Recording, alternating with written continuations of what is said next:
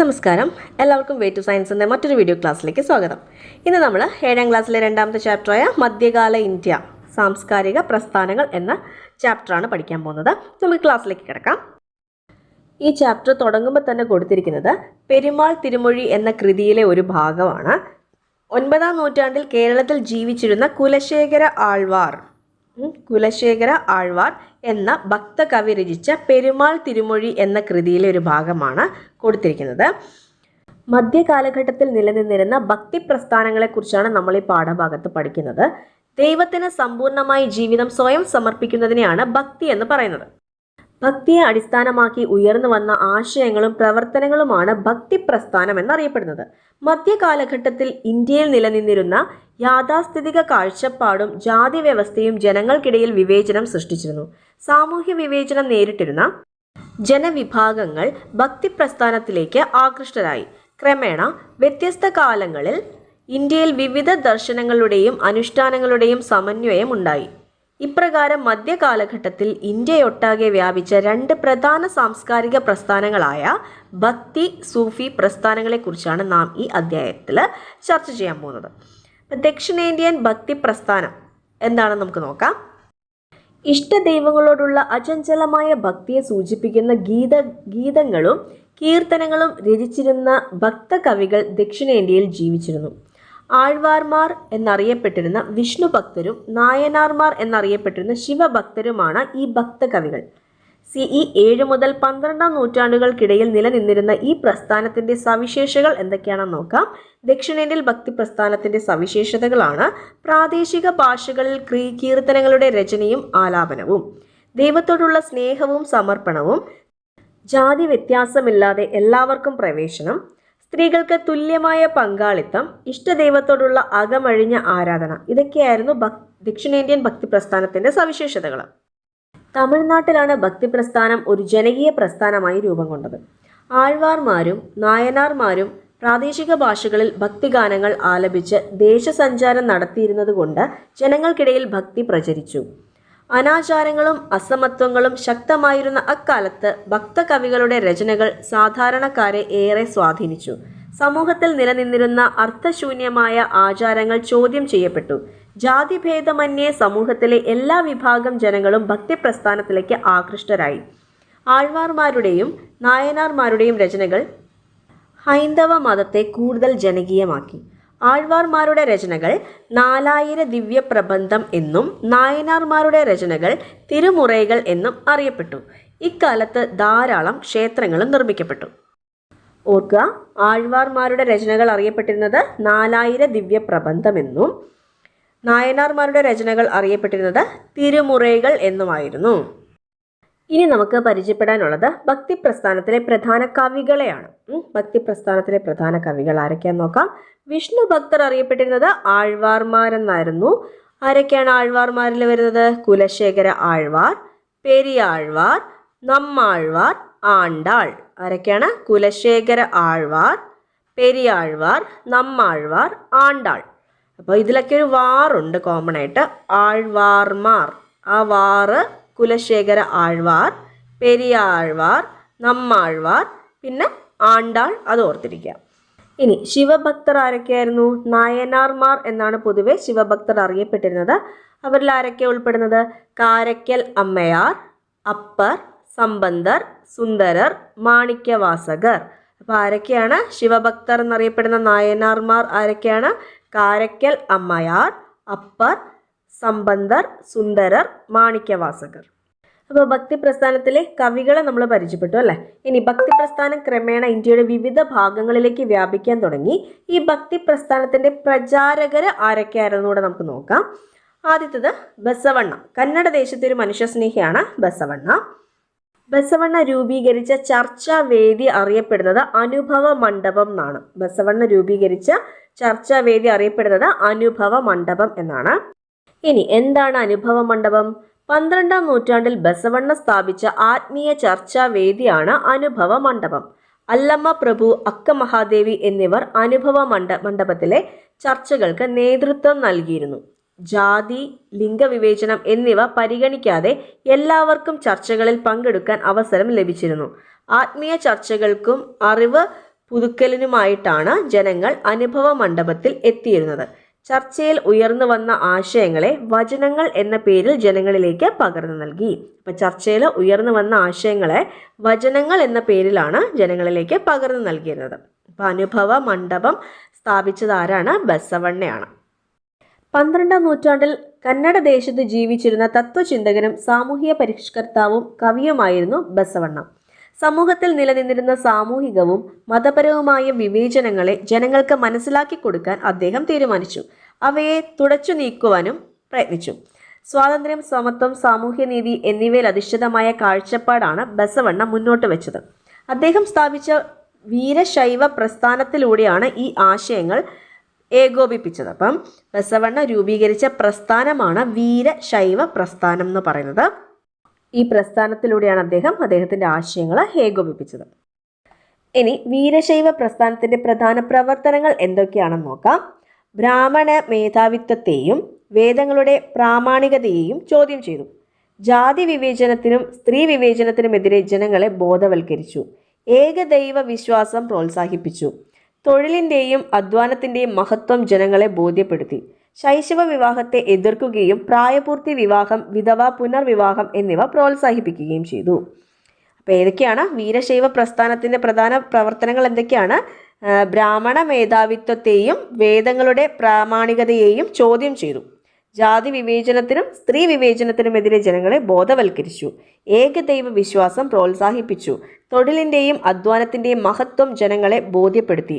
ശൈശവ വിവാഹത്തെ എതിർക്കുകയും പ്രായപൂർത്തി വിവാഹം, വിധവാ വിവാഹം എന്നിവ പ്രോത്സാഹിപ്പിക്കുകയും ചെയ്തു. ഇനി മനുഷ്യ സ്നേഹവും സമത്വവും ഉയർത്തിക്കാട്ടിയ ബസവണ്ണയുടെ സന്ദേശങ്ങൾ എന്തൊക്കെയായിരുന്നു നോക്കാം. ചിന്തയും പ്രവൃത്തിയും നന്നായാൽ രാഷ്ട്രം ഉയർച്ച നേടും.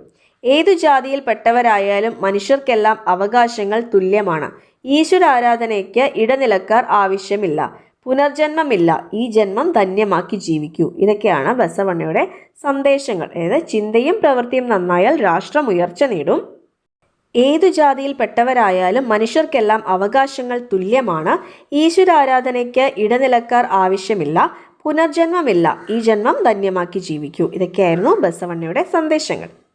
ഇനി ഭക്തി പ്രസ്ഥാനത്തിൻ്റെ മറ്റൊരു പ്രചാരകനായിരുന്നു ആര്? കബീർ. മാനവ മൈത്രിയുടെ പ്രചാരകൻ എന്ന് പറയുന്നു കബീർ. അദ്ദേഹത്തിൻ്റെ കുറച്ച് വരികളാണ് കൊടുത്തിരിക്കുന്നത്. അള്ളാ, രാമൻ, കരീം, കേശവ, ഹരി, ഹസ്രത്ത് എന്നിങ്ങനെ ദൈവത്തിന് വിളിപ്പേരുകൾ അനവധി. പൊന്നുരുക്കി പണിതതാം വളകൾ മോതിരങ്ങളും പൊന്നു താനല്ലയോ. വൈജാത്യങ്ങൾ നാം നിർമ്മിക്കും പദങ്ങളിൽ മാത്രം. അപ്പോൾ 15ാം നൂറ്റാണ്ടിൽ വടക്കേ ഇന്ത്യയിൽ, അതായത് ഇന്നത്തെ ഉത്തർപ്രദേശിൽ ജീവിച്ചിരുന്ന ഭക്തി പ്രസ്ഥാനത്തിൻ്റെ പ്രചാരകനായിരുന്ന കബീറിൻ്റെ വരികളാണിവ. ദോഹകൾ എന്നറിയപ്പെട്ടിരുന്ന ഇത്തരം കീർത്തനങ്ങളിലൂടെയാണ് കബീർ തൻ്റെ ആശയങ്ങൾ പ്രചരിപ്പിച്ചത്. സാധാരണക്കാർക്ക് മനസ്സിലാക്കാൻ കഴിയുന്ന ഭാഷയിൽ കീർത്തനങ്ങൾ രചിച്ചിരുന്നതിനാൽ കബീറിൻ്റെ ദോഹകൾ ജനങ്ങളെ ഏറെ ആകർഷിച്ചിരുന്നു. ഹിന്ദു മുസ്ലിം സാഹോദര്യത്തിന് വേണ്ടി പ്രവർത്തിച്ചിരുന്ന ആളായിരുന്നു കബീർ. ഒരേ മണ്ണുകൊണ്ടുണ്ടാക്കിയ 2 പാത്രങ്ങളാണ് ഹിന്ദുവും മുസൽമാനും എന്ന് അദ്ദേഹം ഓർമ്മിപ്പിച്ചു. എങ്ങനെയാണ്? ഒരേ മണ്ണുകൊണ്ടുണ്ടാക്കിയ 2 പാത്രങ്ങളാണ് ഹിന്ദുവും മുസൽമാനും എന്ന് അദ്ദേഹം ഓർമ്മിപ്പിച്ചു. ജാതി വ്യവസ്ഥ, തൊട്ടുകൂടായ്മ, പൂജകൾ, മരണാനന്തര ചടങ്ങുകൾ, വിഗ്രഹാരാധന തുടങ്ങിയവ അർത്ഥശൂന്യമാണെന്ന് അദ്ദേഹം വാദിച്ചു. ജാതി, മതം, വർണ്ണം, കുടുംബ മഹിമ, സമ്പത്ത് തുടങ്ങിയവ അടിസ്ഥാനമാക്കിയുള്ള എല്ലാത്തരം വിവേചനങ്ങളെയും കബീർ വിമർശിച്ചു. ഭക്തി സൂഫി ആശയങ്ങൾ കബീറിൻ്റെ പ്രവർത്തനങ്ങളെ ഏറെ സ്വാധീനിച്ചിരുന്നു. മതപാരമ്പര്യങ്ങളെ അദ്ദേഹം പൂർണ്ണമായി നിരാകരിച്ചിരുന്നു. മതങ്ങളുടെ ബാഹ്യാരാധനാ ക്രമങ്ങളെയും അദ്ദേഹം അവഗണിച്ചു. അരൂപിയായ ദൈവത്തിൽ വിശ്വസിച്ചിരുന്ന കബീർ ഭക്തിയെ മോക്ഷമാർഗമായി പ്രചരിപ്പിക്കുകയും ചെയ്തിരുന്നു. ഇനി വായിക്കാൻ പോകുന്നത് കബീറും തൻ്റെ ശിഷ്യന്മാരും നാടുകൾ തോറും സഞ്ചരിച്ച് അവരുടെ ആശയങ്ങൾ പ്രചരിപ്പിക്കുന്നതിനിടയിലുണ്ടായ ഒരു അനുഭവ കഥയാണ്. ഒരിക്കൽ ദുഃഖിതനായിരിക്കുന്ന ഒരു ഗ്രാമമുഖ്യനോട് കബീർ കാരണം അന്വേഷിച്ചു. അയാൾ പറഞ്ഞു, കർമ്മഫലം അല്ലാതെന്തു പറയാൻ? വസൂരി കാരണം ആളുകൾ മരിച്ചു വീഴുന്നു. പരിഹാരമായി മന്ത്രവാദം നടത്തണം. കബീർ പൊട്ടിച്ചിരിച്ചുകൊണ്ട് പറഞ്ഞു, രോഗശാന്തിക്ക് മന്ത്രവാദമോ? മന്ത്രവാദം കൊണ്ട് ഇതൊന്നും നേടാൻ കഴിയില്ല. ചികിത്സ കൊണ്ടേ രോഗം ഭേദമാകൂ. മറ്റൊരിക്കൽ കബീറിനും കൂട്ടുകാർക്കും ആളുകൾ ഉപഹാരങ്ങൾ നൽകാൻ തുടങ്ങി. അദ്ദേഹം പറഞ്ഞു, ഞങ്ങൾ നെയ്ത്തുകാരും ലോഹപ്പണിക്കാരും മരം കടയുന്നവരും കൃഷിക്കാരും ചെരുപ്പ് കുത്തുന്നവരും ഒക്കെയാണ്. തൊഴിൽ ചെയ്താണ് ഞങ്ങൾ ജീവിക്കുന്നത്, ഉപഹാരങ്ങൾ ഞങ്ങൾക്ക് വേണ്ട. ഗുരുനാനാക്ക്. നമുക്ക് ഗുരുനാനാക്കിനെ കുറിച്ച് നോക്കാം. ഗുരുനാനാക്കും ഭായി മർദാനും ഒരിക്കൽ സജ്ജൻ തഗിൻ്റെ സത്രത്തിൽ വിശ്രമിക്കാനെത്തി. അവിടെ വരുന്നവരെ കൊള്ളയടിക്കുന്ന സ്വഭാവം അയാൾക്കുണ്ടായിരുന്നു. ഇത് മനസ്സിലാക്കിയ ഗുരുനാനാക്ക് രാത്രി വിശ്രമിക്കാൻ തയ്യാറായില്ല. പകരം അവർ ഗുരുനാനാക്ക് തന്നെ രചിച്ച പ്രാർത്ഥനാ ഗാനമായ ഷാബാദ്, ഷാബാദ് എന്ന പ്രാർത്ഥനാ ഗാനം രചിച്ചത് ഗുരുനാനാക്കാണ്. അത് ആലപിക്കാൻ തുടങ്ങി. മറ്റുള്ളവരുടെ സമ്പത്ത് കൊള്ളയടിക്കുന്നത് അന്യായമാണ് എന്നർത്ഥം വരുന്ന വരികളായിരുന്നു ചൊല്ലിയത്. പാട്ടിൻ്റെ വരികൾ കേട്ടപ്പോൾ സജ്ജൻ തഗ്ഗിന് തൻ്റെ തെറ്റ് മനസ്സിലായി. അയാൾ ഗുരുനാനാക്കിനോട് ക്ഷമ ചോദിച്ചു. മോഷ്ടിച്ച പണമെല്ലാം ദരിദ്രർക്ക് നൽകാനും സത്യസന്ധമായി ജീവിക്കാനും ഗുരുനാനാക്ക് ഉപദേശിച്ചു. പിന്നീട് സജ്ജൻ സത്രത്തിൽ വരുന്നവരെ സഹായിച്ച് ജീവിക്കാൻ തുടങ്ങി. 15-ാം നൂറ്റാണ്ടിൽ പഞ്ചാബിലെ ഷേഖ്പുരയിലെ തൽവണ്ടി ഗ്രാമത്തിലാണ് ഗുരുനാനാക്ക് ജനിച്ചത്. ഇപ്പോൾ അത് പാകിസ്ഥാനിലാണ്. വിവിധ മതങ്ങളുടെ ആശയങ്ങളെ സമന്വയിപ്പിക്കാൻ ഗുരുനാനാക്ക് ശ്രമിച്ചു. തൻ്റെ ചിന്തകൾ പ്രചരിപ്പിക്കുന്നതിന് വേണ്ടി അദ്ദേഹം ഇന്ത്യക്കകത്തും പുറത്തും സഞ്ചരിച്ചു. മതങ്ങളുടെ നിരർത്ഥകമായ അനുഷ്ഠാനങ്ങളെ ഗുരുനാനാക്ക് എതിർത്തിരുന്നു. ഏകദൈവം എന്ന സന്ദേശം ജനങ്ങളിൽ എത്തിക്കാൻ അദ്ദേഹം ശ്രമിച്ചു. തുല്യത, സാഹോദര്യം, സ്നേഹം, നന്മ, മതസഹിഷ്ണുത എന്നീ ആശയങ്ങളെ പ്രോത്സാഹിപ്പിച്ചു. ജാതി വിവേചനം, വിഗ്രഹാരാധന, തീർത്ഥാടനം തുടങ്ങിയവയെ നിരാകരിച്ചു. സാമ്പത്തിക സമത്വത്തെ ചോദ്യം ചെയ്തു. ലഹരി വർജനത്തിന് ജനങ്ങളെ പ്രേരിപ്പിച്ചു. എല്ലാ വിഭാഗം ജനങ്ങൾക്കും ഒരുമിച്ച് ഭക്ഷണം കഴിക്കാനാകുന്ന ലംഗാർ അഥവാ പൊതു അടുക്കളയുടെ പ്രാധാന്യം വ്യക്തമാക്കി. അദ്ദേഹത്തിൻ്റെ ആശയങ്ങൾ പിൽക്കാലത്ത് സിഖ് മതത്തിൻ്റെ രൂപീകരണത്തിന് വഴിതെളിച്ചു. അപ്പോൾ സിഖ് മതത്തിൻ്റെ രൂപീകരണത്തിന് വഴിതെളിച്ചത് ആരുടെ ആശയങ്ങളായിരുന്നു? ഗുരുനാനാക്കിൻ്റെ ആശയങ്ങളായിരുന്നു. കബീറിൻ്റെയും ഗുരുനാനാക്കിൻ്റെയും സാമൂഹ്യവും മതപരവുമായ പ്രവർത്തനങ്ങൾ മധ്യകാല ഇന്ത്യയിൽ ഒരു സാംസ്കാരിക സമന്വയത്തിന് തുടക്കം കുറിച്ചു.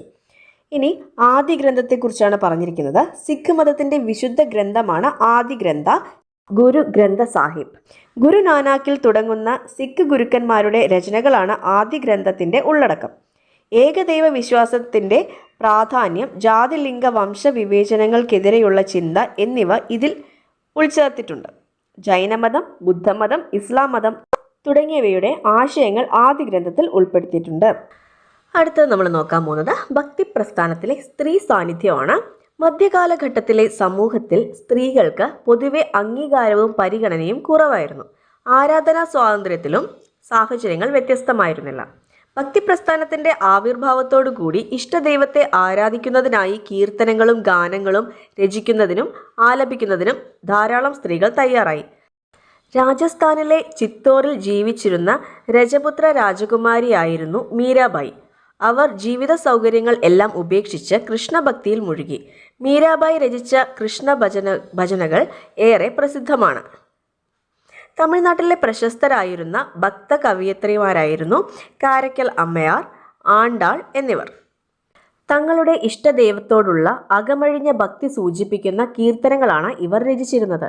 വീരശൈവ പ്രസ്ഥാനത്തിലെ പ്രമുഖയായിരുന്നു അക്ക മഹാദേവി. സ്ത്രീകൾ നേരിട്ടിരുന്ന സാമൂഹികവും ആത്മീയവുമായ അടിച്ചമർത്തലുകൾക്കെതിരെ നടന്ന ചർച്ചകൾക്ക് അവർ നേതൃത്വം നൽകിയിരുന്നു. മഹാരാഷ്ട്രയിലെ ബഹിനാബായി, സൊയ്റാബായി, കാശ്മീരിലെ ലാൽദേദ് തുടങ്ങിയവരും ഭക്തിപ്രസ്ഥാനത്തിൻ്റെ വളർച്ചയ്ക്ക് സംഭാവന നൽകിയവരാണ്. ഇനി ഭക്തിപ്രസ്ഥാനത്തിൻ്റെ ഫലങ്ങൾ എന്തൊക്കെയായിരുന്നു നോക്കാം. സംഗീതത്തിലൂടെയും ഭക്തിയിലൂടെയും ഇഷ്ടദൈവത്തിന് സ്വയം സമർപ്പിക്കുക എന്ന ലക്ഷ്യത്തോടെയാണ് ഭക്തിപ്രസ്ഥാനം രൂപം കൊണ്ടത്. എന്നാൽ പിൽക്കാലത്ത് ഇന്ത്യയുടെ സാമൂഹ്യവും മതപരവുമായ മേഖലകളിൽ പുരോഗമനപരമായ മാറ്റങ്ങൾ ഉണ്ടാക്കാൻ ഭക്തിപ്രസ്ഥാനത്തിന് സാധിച്ചു. ഭക്തിപ്രസ്ഥാനത്തിലെ ഭൂരിപക്ഷം ഭക്തകവികളും താഴ്ന്ന ജാതിക്കാർ എന്ന് പറഞ്ഞ് മാറ്റി നിർത്തപ്പെട്ടവരിൽ നിന്നുള്ളവരായിരുന്നു. ഇവർ ജാതി വ്യവസ്ഥയെയും ബ്രാഹ്മണർക്ക് ലഭിച്ചിരുന്ന പ്രത്യേക സ്ഥാനങ്ങളെയും ചോദ്യം ചെയ്തു. തൽഫലമായി സാമൂഹിക സമത്വം എന്ന ആശയം രൂപപ്പെടാൻ തുടങ്ങി. അനുഭവ മണ്ഡപത്തിലെ ചർച്ചകളിൽ സ്ത്രീകൾക്ക് പങ്കെടുക്കാൻ അവസരം ലഭിച്ചിരുന്നു. അവരുടെ അഭിപ്രായങ്ങൾക്ക് അംഗീകാരം ലഭിക്കുകയും സ്ത്രീ പുരുഷ സമത്വം എന്ന ആശയത്തെക്കുറിച്ച് ചിന്തിപ്പിക്കുകയും ചെയ്തു. അധ്വാനത്തിൻ്റെ മഹത്വത്തെക്കുറിച്ച് ജനങ്ങളെ ബോധവൽക്കരിക്കാൻ കഴിഞ്ഞതും ഭക്തിപ്രസ്ഥാനത്തിൻ്റെ പ്രത്യേകതയാണ്.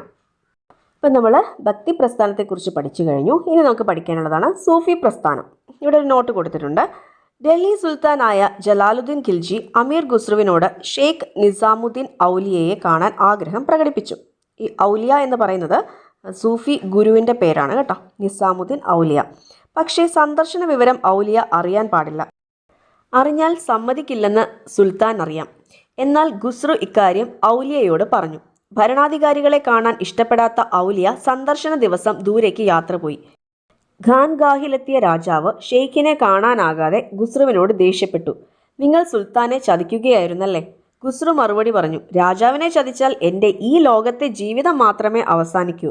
പക്ഷേ എൻ്റെ ഗുരുവിനെ ചതിച്ചാൽ അനശ്വരമായ മരണാനന്തര ജീവിതം തന്നെയാകും എനിക്ക് നഷ്ടപ്പെടുക.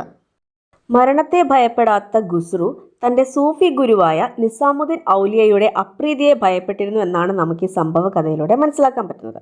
ഭക്തിയെ ദൈവത്തോടടുക്കാനുള്ള മാർഗമായി സ്വീകരിച്ചവരായിരുന്നു ആര്? സൂഫികൾ. അതിനുള്ള ഒരു വഴി ഭക്തി ഗാനാലാപനമാണെന്ന് സൂഫി വര്യന്മാർ കരുതി. സാധാരണക്കാർക്കിടയിൽ സഞ്ചരിച്ച് അവർ സൂഫി തത്വങ്ങൾ പ്രചരിപ്പിച്ചു. ഏകദൈവ വിശ്വാസം, സാഹോദര്യം, മനുഷ്യസ്നേഹം, ദൈവത്തോടുള്ള സമർപ്പണം എന്നീ ആശയങ്ങൾക്ക് പ്രാധാന്യം നൽകി. ഇനി സൂഫിസം എന്ന വാക്ക് ഉത്ഭവിച്ചതെങ്ങനെയാണ്?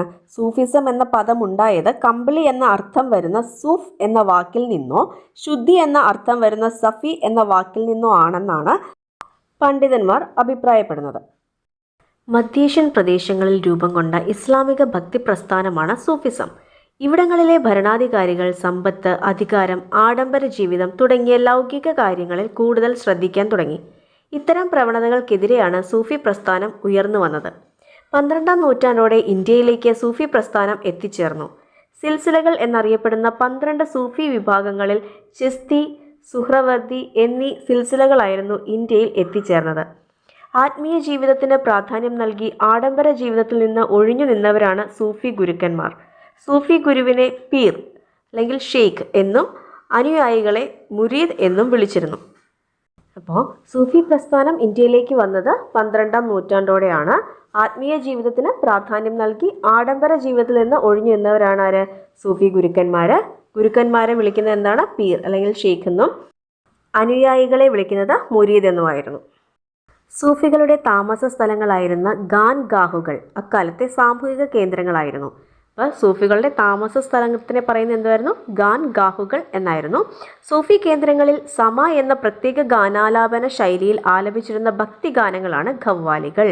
അപ്പോൾ ഖവ്വാലികൾ എന്ന് പറഞ്ഞാൽ സൂഫി കേന്ദ്രങ്ങളിൽ സമ എന്ന പ്രത്യേക ഗാനാലാപന ശൈലിയിൽ ആലപിച്ചിരുന്ന ഭക്തി ഗാനങ്ങളെയാണ് ഖവ്വാലികൾ എന്ന് പറയുന്നത്.